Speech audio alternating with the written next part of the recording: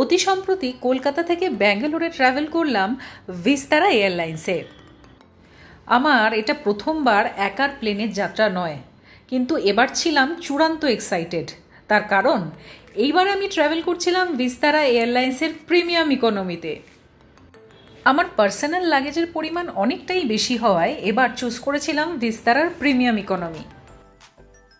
প্রায় আধ ঘন্টা ডিলে হওয়ার পর ফ্লাইট যখন রওনা দেয়, সেই মুহূর্তেই আমাদের হাতে ধরিয়ে দেওয়া হয় মেনু কার্ড। আর মেনু কার্ড দেখেই আমি অবাক। লাস্টে কি ছিল জানেন? স্টারবাক্সের কফি।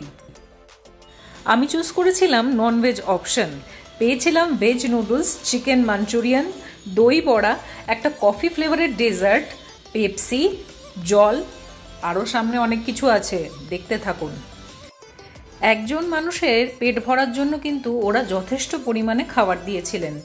আমার বেশ ভালোই লেগেছে, কিন্তু দই বড়াটা আমার খুব একটা পোষায়নি। কিন্তু দই বড়ার জন্য তো আমি পুরো মিলকে কখনো খারাপ বলতে পারি না।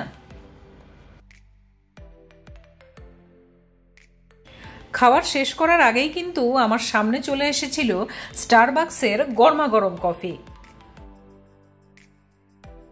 প্রিমিয়াম ইকোনমির যাত্রীরা কিন্তু বিজনেস ক্লাসের টয়লেট অ্যাক্সেস করতে পারেন, তাই চলুন আপনাদের এই টয়লেটটাও ঘুরিয়ে আনলাম।